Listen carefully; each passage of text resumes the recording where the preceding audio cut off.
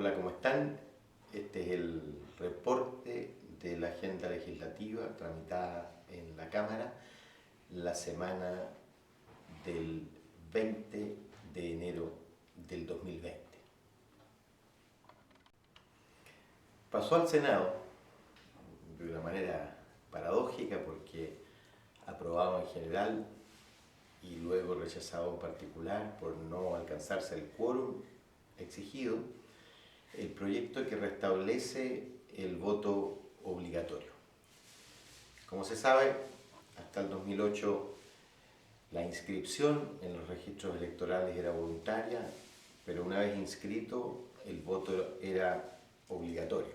Sin embargo, la última década previa prácticamente había desaparecido en los hechos la obligatoriedad. Y lo grave es que se habían acumulado más de 5 millones de personas sin inscribirse en los registros electorales. Los jóvenes no lo hacían, salvo los de las comunas más pudientes, que sí se inscribían.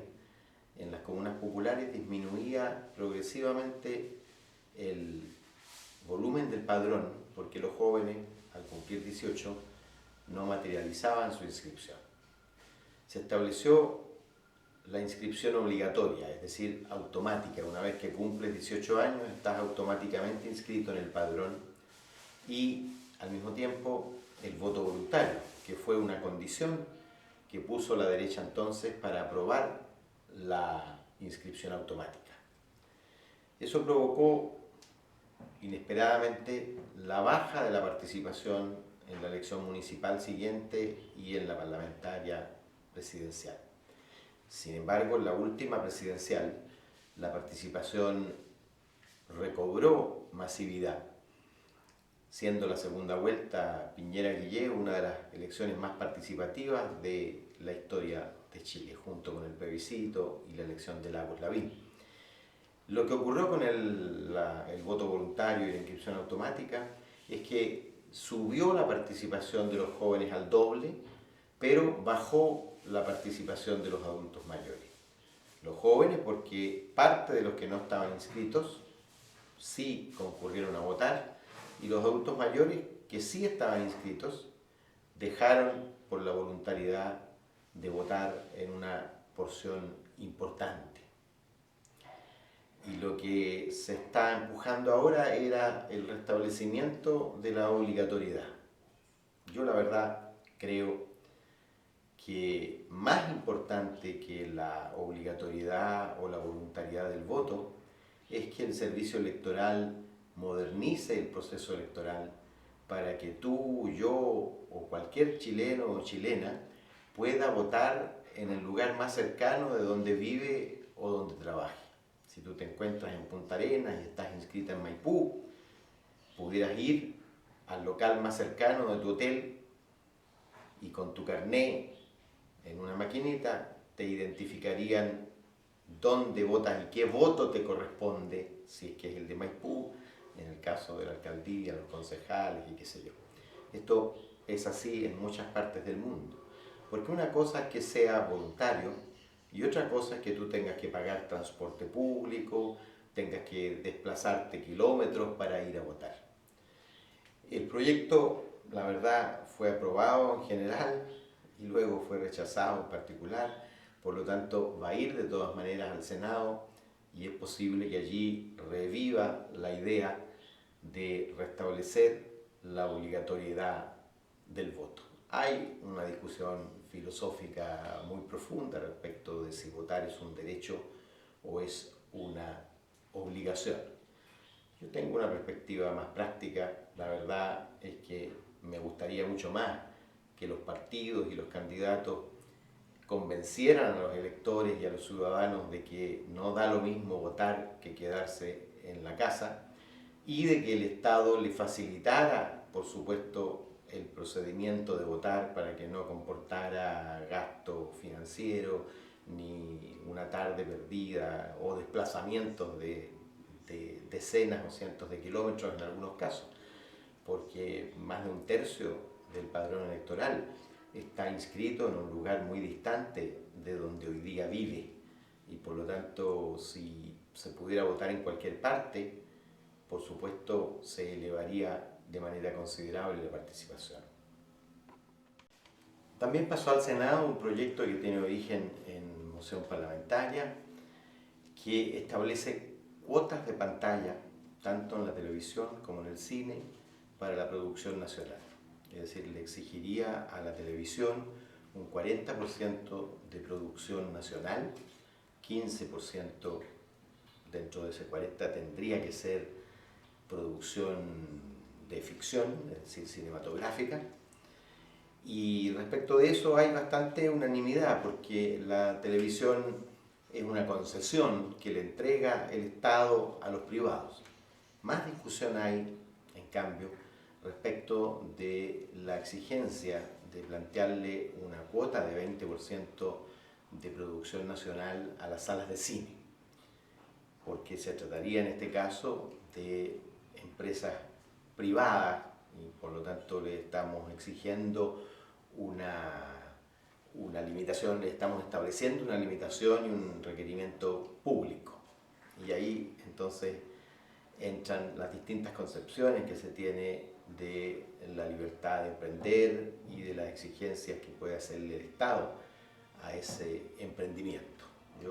También pasó al Senado un proyecto que establece como agravante la utilización de menores en la perpetración de delitos. Como se sabe, hay muchos delitos, muchas redes, narcotráfico y otras, de delincuencia simple también, que usan a niños y cada vez de menor edad para perpetrar sus delitos.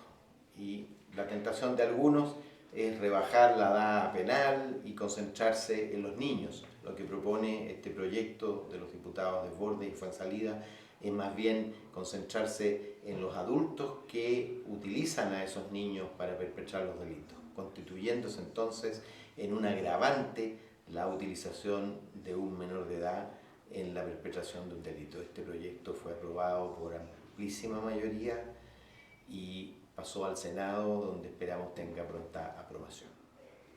También pasó al Senado, y prácticamente por unanimidad, un proyecto que fundió distintas mociones, todas apuntando a extender el fuero laboral desde la mujer al hombre. Y tiene varias iniciativas interesantes, una de ellas la exigencia de sala cuna, que hoy día está referida estrictamente al número de mujeres de una empresa, también al número de hombres, porque no hay ninguna razón para que si el hombre que trabaja, tiene un hijo en condición de ir a sala cuna, no tenga esa empresa la opción de que ejerza ese derecho.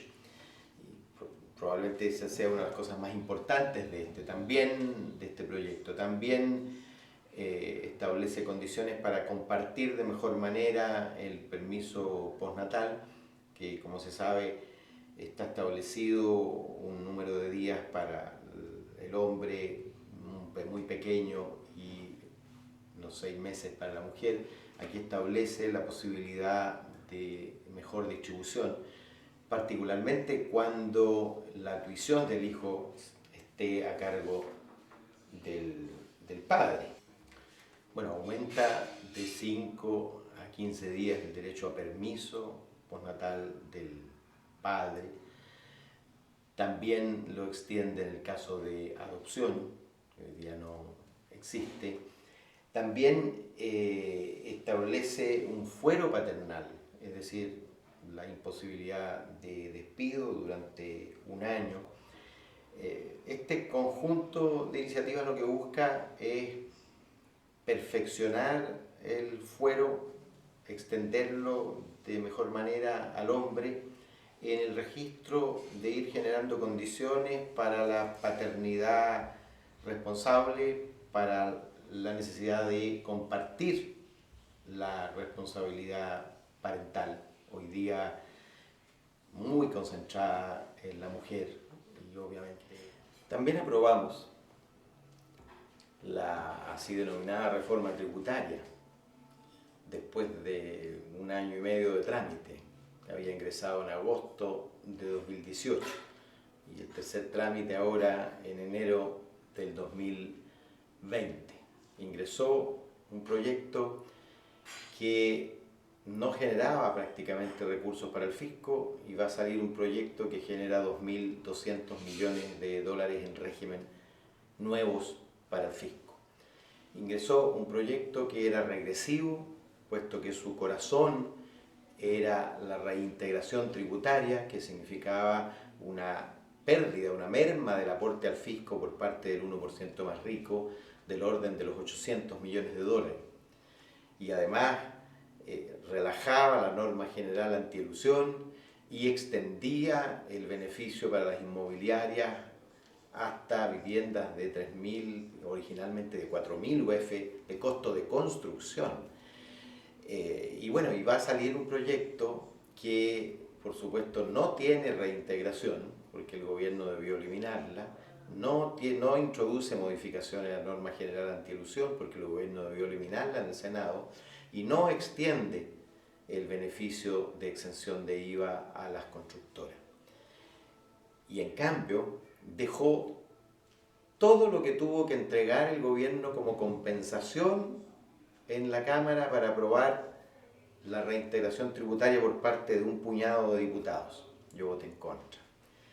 Las limitaciones al mercado financiero, los beneficios de las contribuciones en los adultos mayores, los perfeccionamientos al régimen ProPyme, así bautizamos nosotros esto. Va a ser un verdadero régimen tributario de estimulación a las pymes. Por supuesto, dejamos todo aquello que estimulaba la inversión, la depreciación instantánea, el beneficio para la región de la Araucanía, en fin. Y además en el Senado se agregaron medidas recaudatorias adicionales focalizadas en el sector más pudiente. Se estableció fundamentalmente una sobretasa para el patrimonio inmobiliario de personas que tengan más de vivienda o bienes inmobiliarios de más de 400 millones de pesos de avalúo fiscal, lo que equivale más o menos a 800 millones de pesos de valor de mercado, y que va por supuesto en tramos, y mientras mayor es la propiedad, el valor de la propiedad inmobiliaria, más alta es la tasa.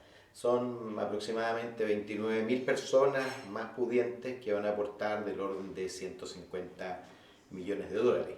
Y también se estableció una tasa de 40% del impuesto a la renta en el tramo más alto de las personas que tienen ingresos sobre 15 millones de pesos mensuales.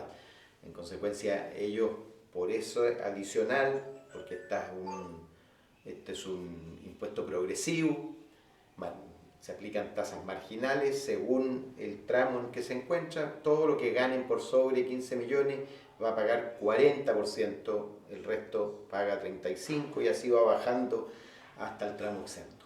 También se mejoraron las condiciones del beneficio a los adultos mayores en el pago de las contribuciones. Todos aquellos que ganen menos de 650.000 pesos y vivan en una vivienda del orden de los 128 millones de avalúo fiscal para abajo, van a quedar exentos, y los que están en el segundo tramo del impuesto a la renta, es decir, hasta 1.400.000 de ingresos, van a pagar la mitad de sus contribuciones cuando tengan las mujeres más de 60 años y los hombres más de 65. La verdad es que la derecha tuvo que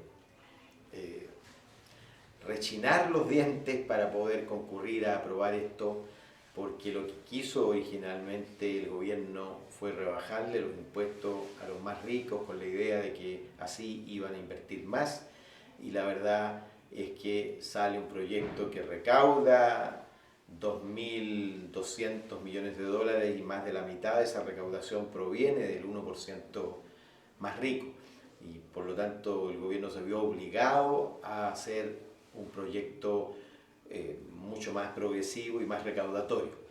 Ahora, ¿cierra esto el problema tributario de Chile? De ninguna manera.